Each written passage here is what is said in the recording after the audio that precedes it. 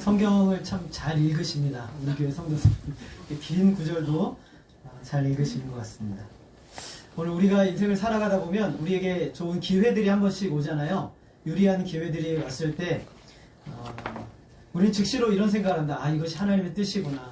하나님이 나에게 주신 좋은 기회구나라고 생각을 합니다. 그럴 때는 이제 앞뒤 안 가리고 빨리 그 기회를 잡아야죠. 네, 기회를 잡아야 됩니다.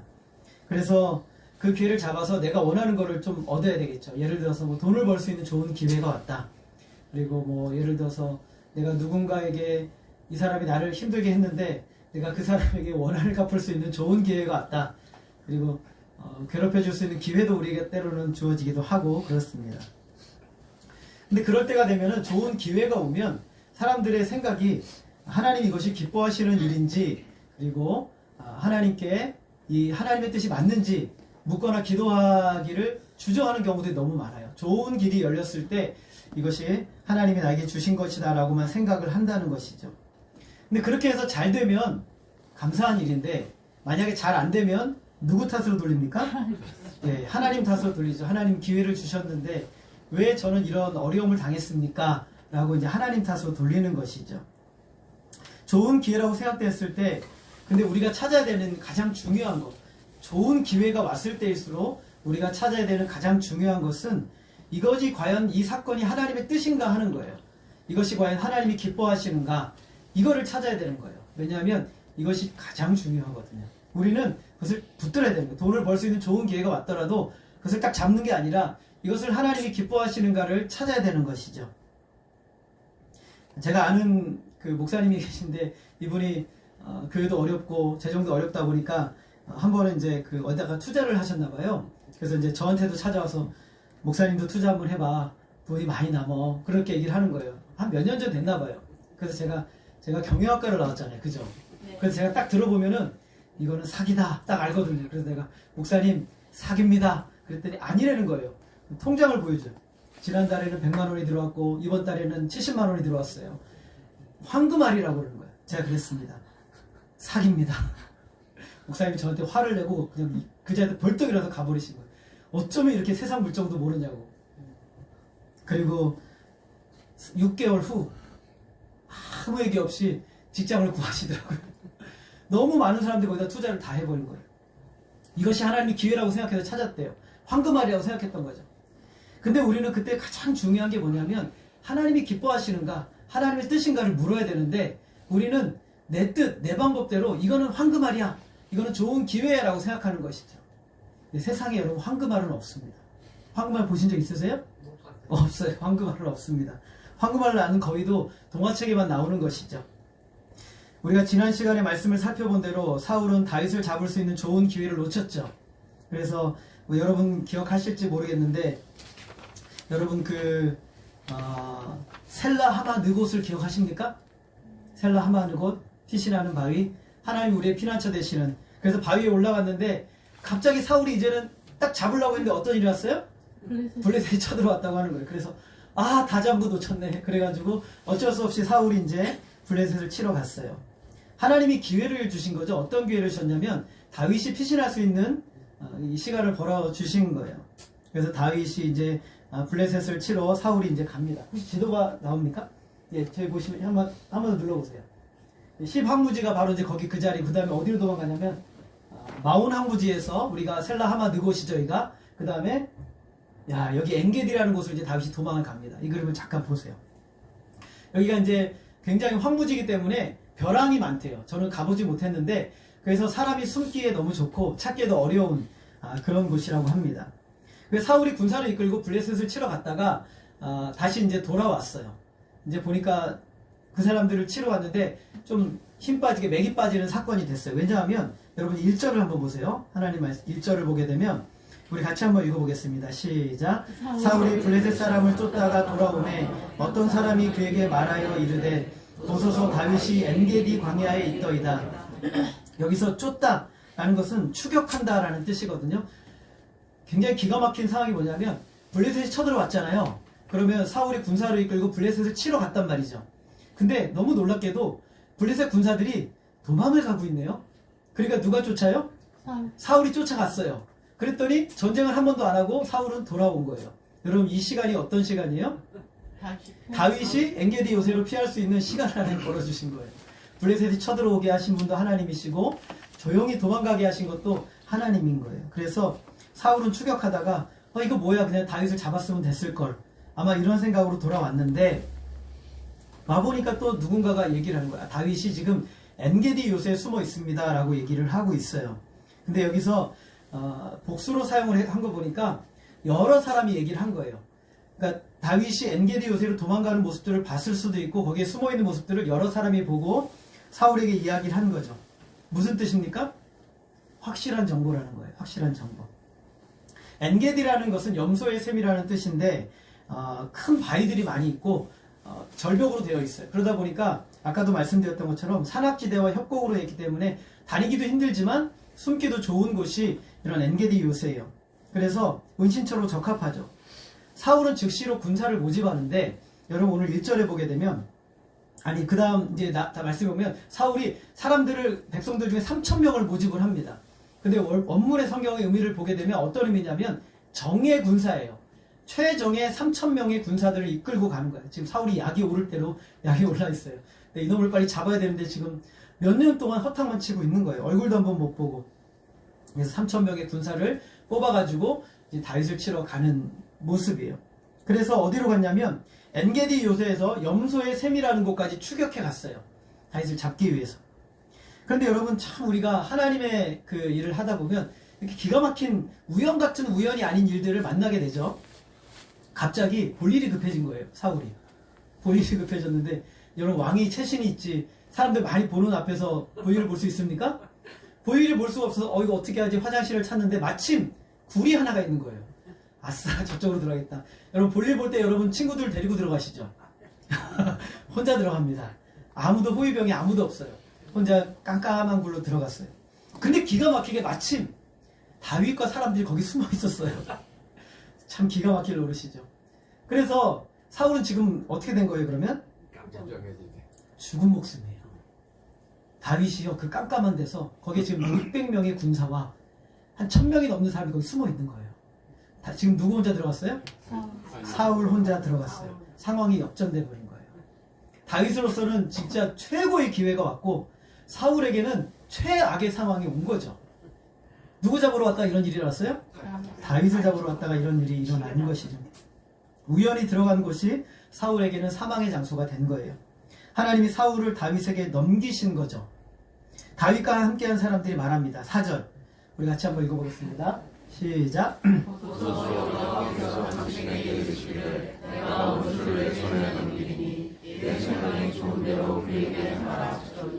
자, 이것이 그날이니이다. 사람들이 뭐라고 말하냐면 때가 됐습니다.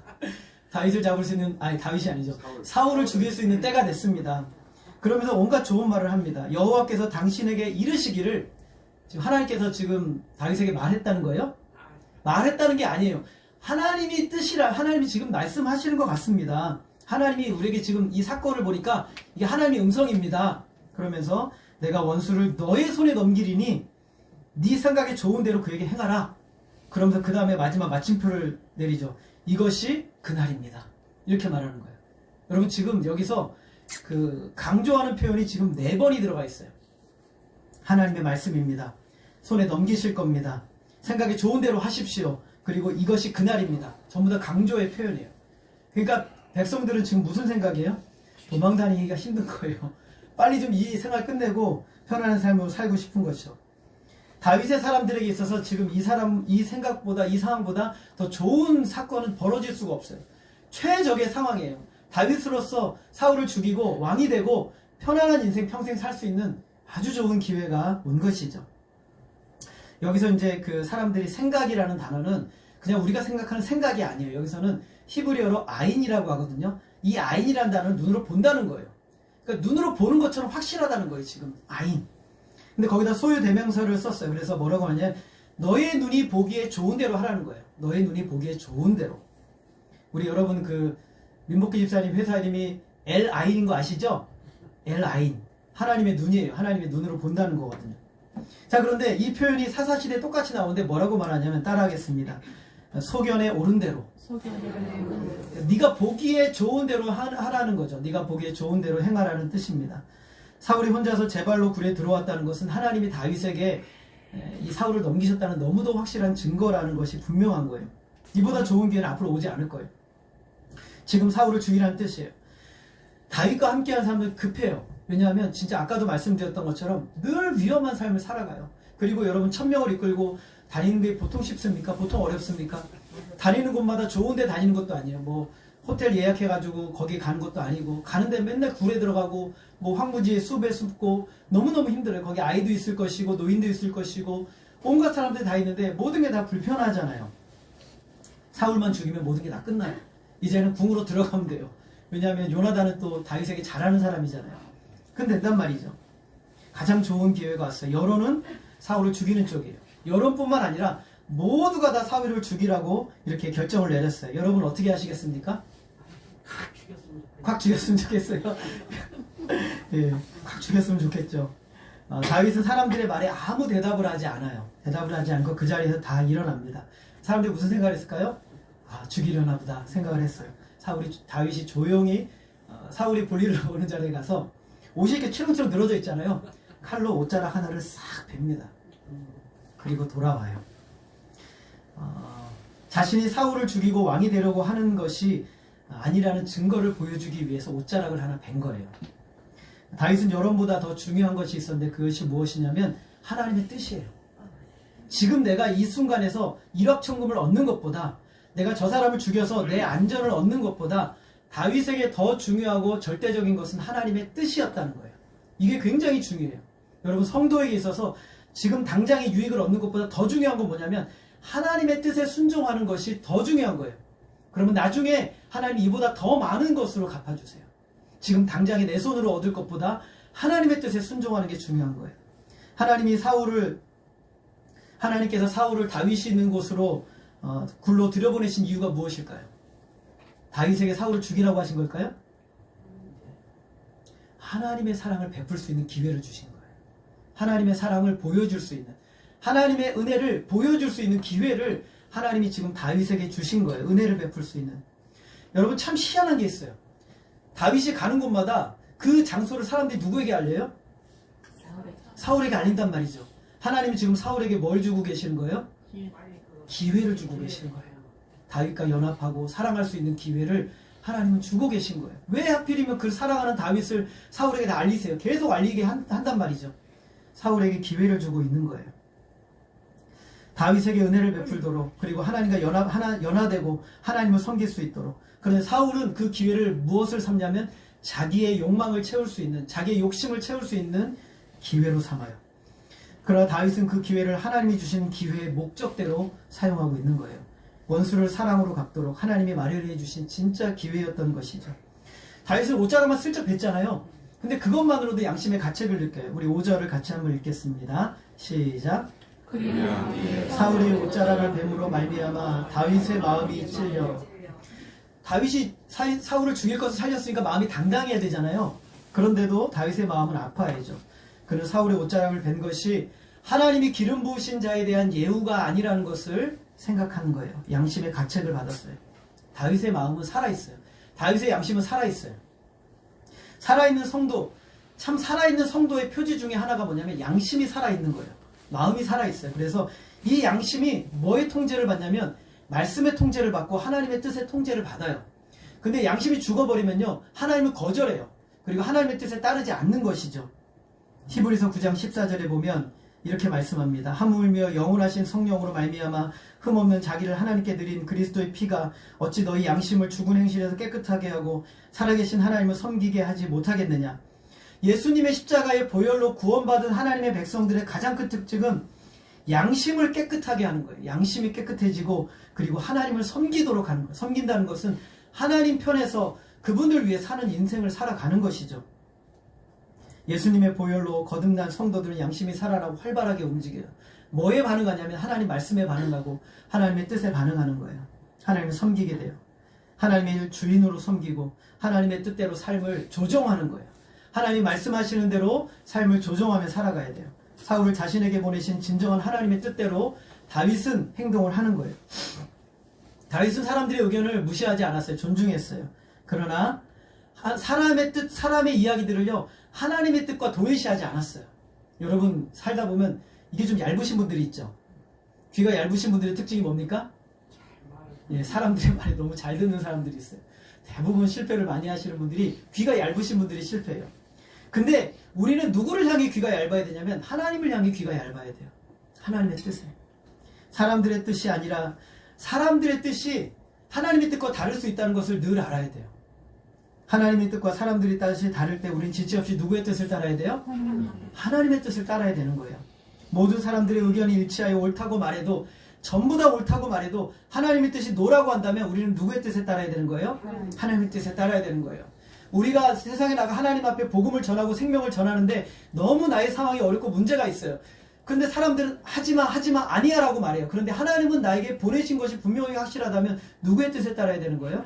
하나님의 뜻에 따라야 되는 거예요. 언제나 성도들의 최종적인 권위는 하나님에게 있는 것이지 사람에게 있는 것이 아니에요.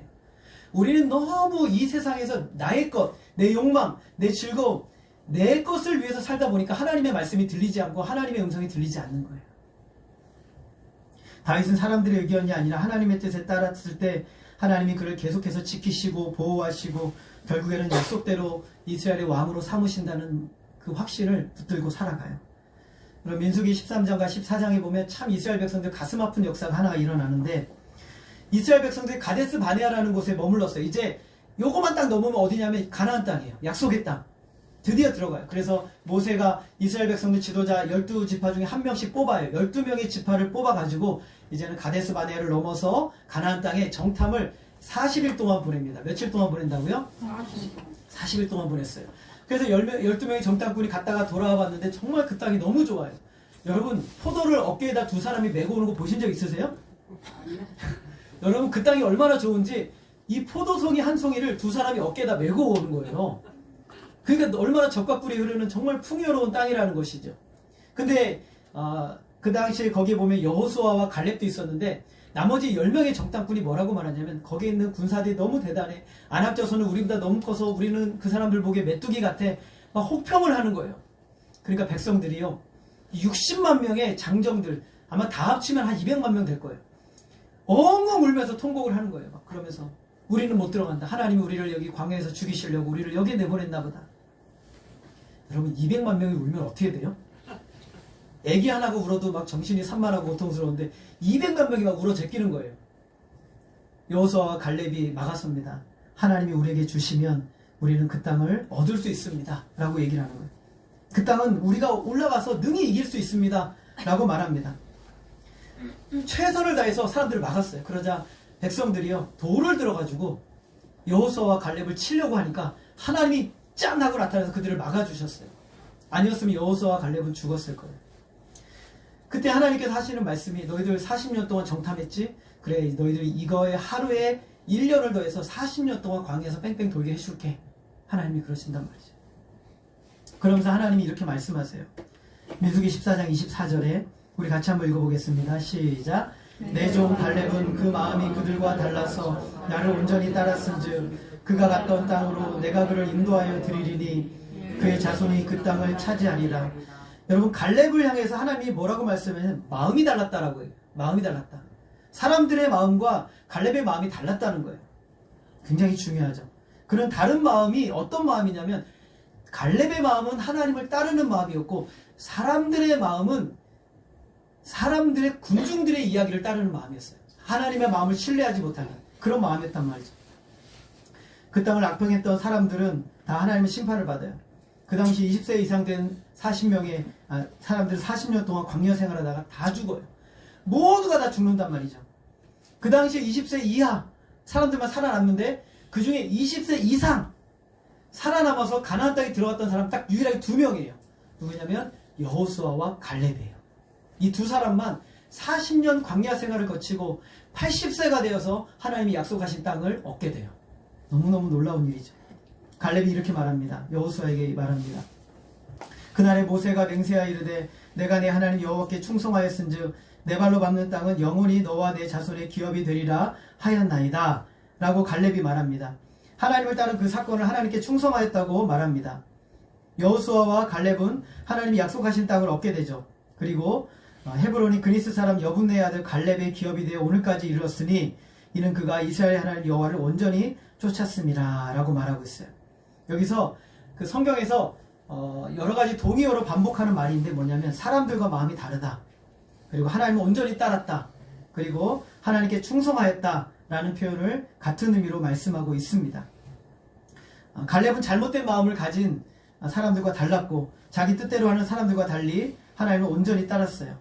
자기의 뜻에 충성된 사람들과 달리 갈렙은 하나님께만 충성했습니다. 그래서 하나님은 그에게 기업을 얻게 하셨죠.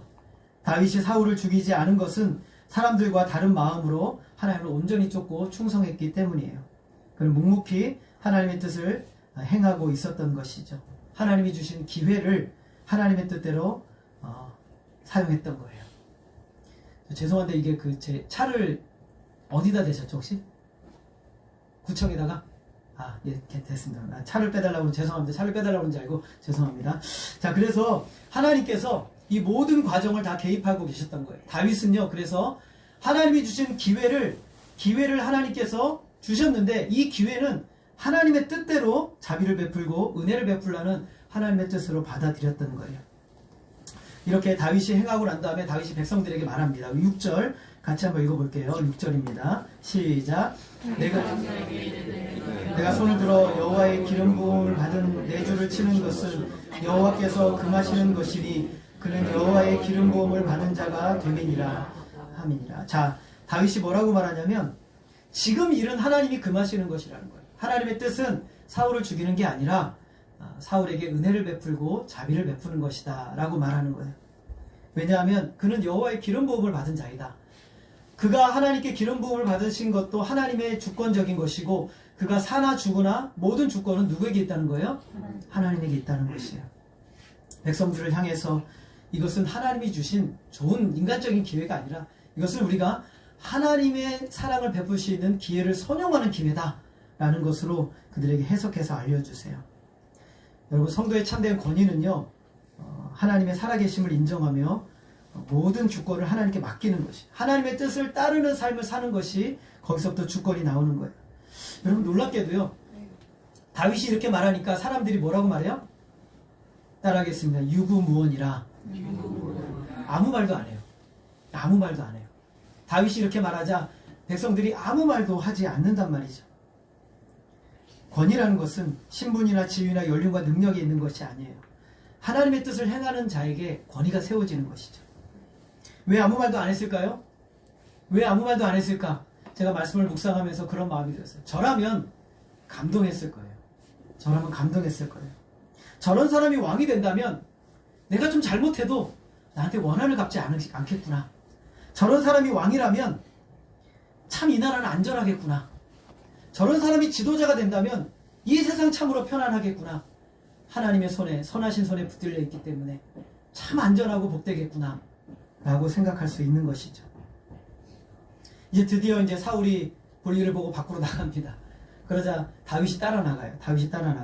그러면서 다윗이 소리를 지릅니다. 내 주 왕이여 하고 이제 다윗에게 소리를 질러요. 깜짝 놀랐을 거예요. 아니, 볼일 보고 나왔는데 거기서 다윗이 뛰쳐나오는 거예요. 그래서 다윗이 엎드려서 사울에게 절을 합니다. 그러면서 왕에 대한 예우를 하면서 여전히 당신은 나의 왕입니다. 나의 주인이 되십니다. 라고 고백을 하죠. 그러면서 다윗이 말합니다. 나는 당신을 해할 의도도 없고 그리고 해할 어떤 시도도 하지 않았습니다. 라고 얘기를 합니다.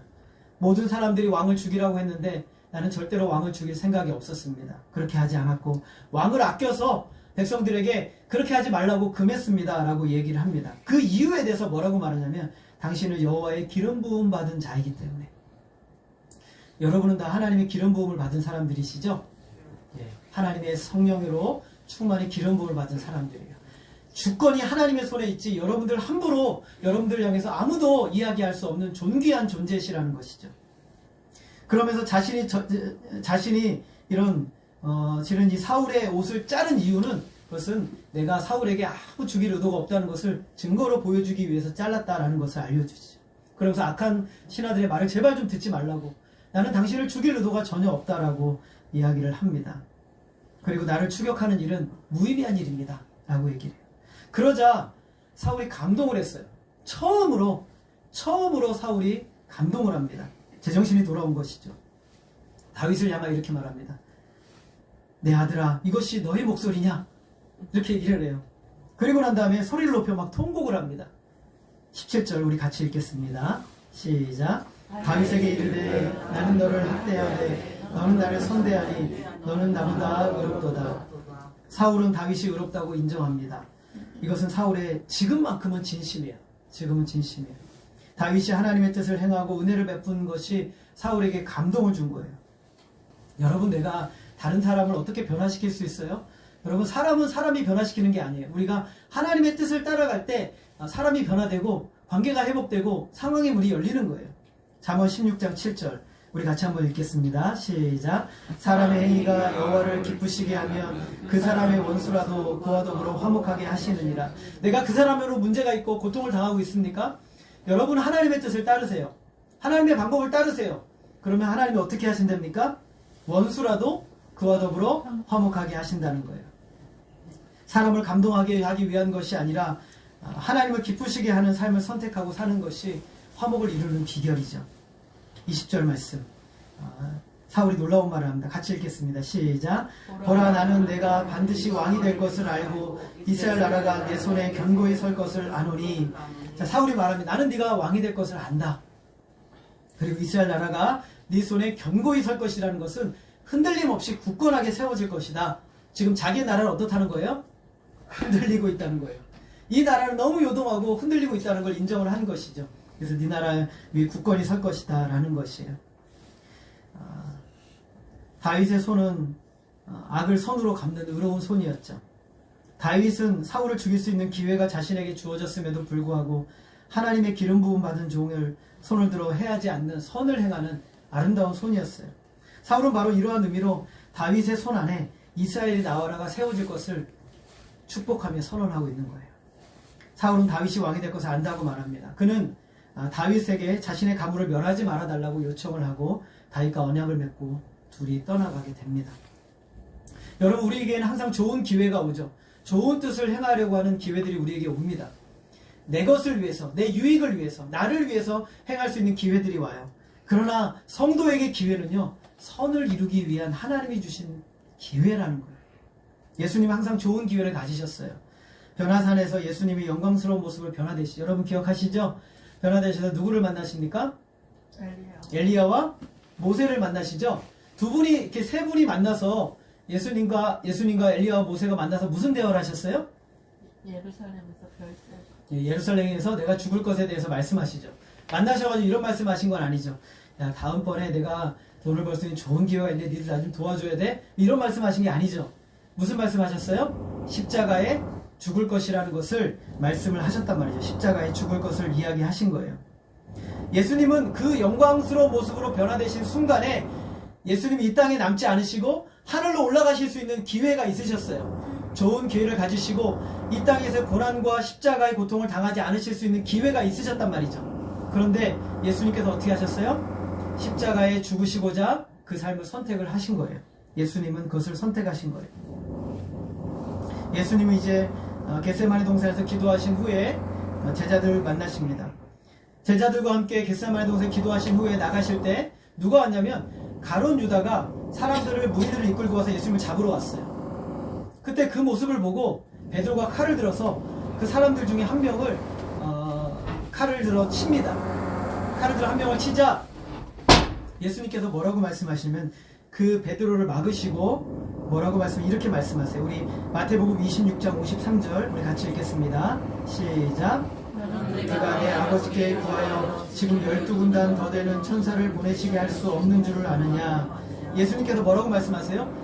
나는 지금 능력이 있고 좋은 기회가 있다. 왜냐하면 이들의 악행이 있기 때문에 이 악을 심판할 수 있는 좋은 기회가 있다는 거예요. 12군단 되는 더 천사를 12군단이면요 한 군단당 1000명이 넘는 군단이거든요.